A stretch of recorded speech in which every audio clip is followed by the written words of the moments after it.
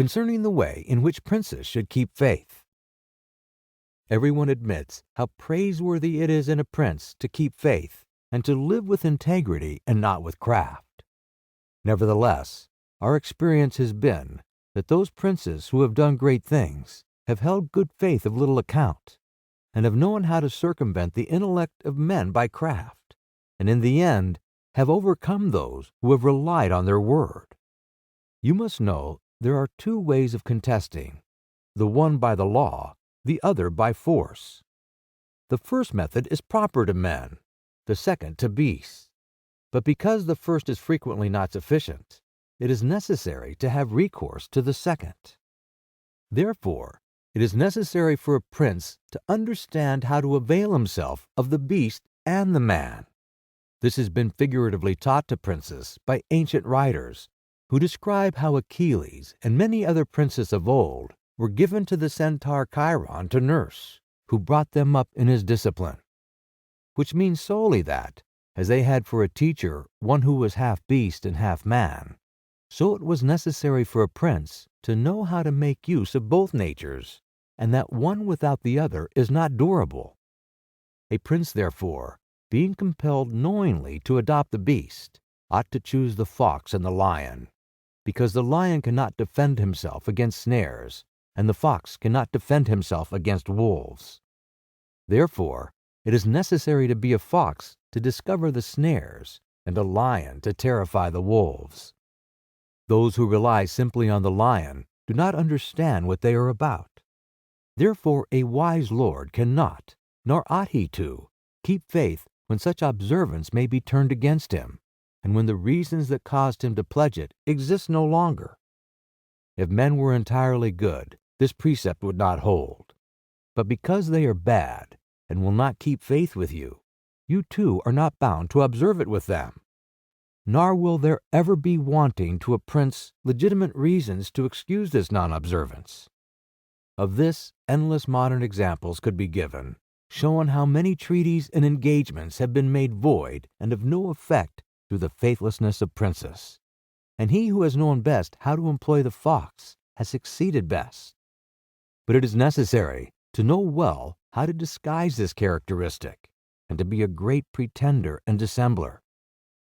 And men are so simple and so subject to present necessities that he who seeks to deceive will always find someone who will allow himself to be deceived. One recent example I cannot pass over in silence. Alexander VI did nothing else but deceive men, nor ever thought of doing otherwise, and he always found victims. For there was never a man who had greater power in asserting, or who with greater oaths would affirm a thing, yet would observe it less. Nevertheless, his deceits always succeeded according to his wishes, because he well understood this side of mankind. Therefore, it is unnecessary for a prince to have all the good qualities I have enumerated, but it is very necessary to appear to have them. And I shall dare say to this also, that to have them, and always to observe them, is injurious, and that to appear to have them is useful. To appear merciful, faithful, humane, religious, upright, and to be so, but with a mind so framed that should you require not to be so, you may be able and know how to change to the opposite.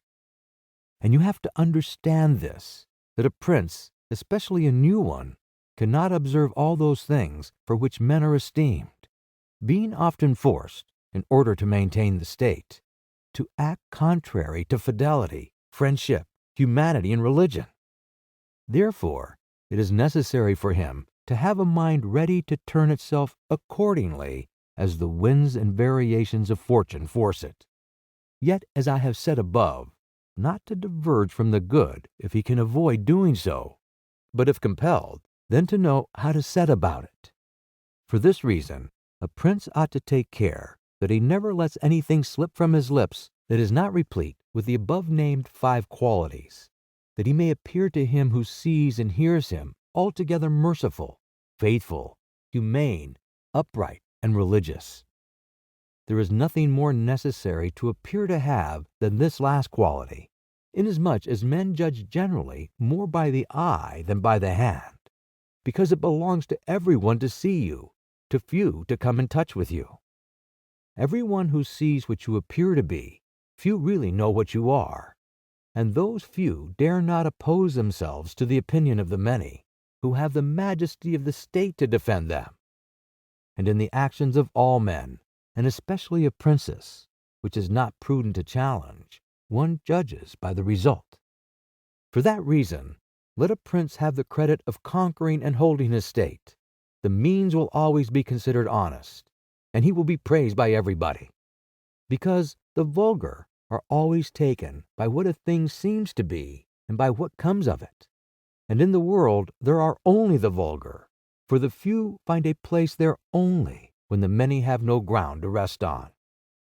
One prince of the present time, whom it is not well to name, never preaches anything else but peace and good faith, and to both he is most hostile, and either, if he had kept it, would have deprived him of reputation and kingdom many a time.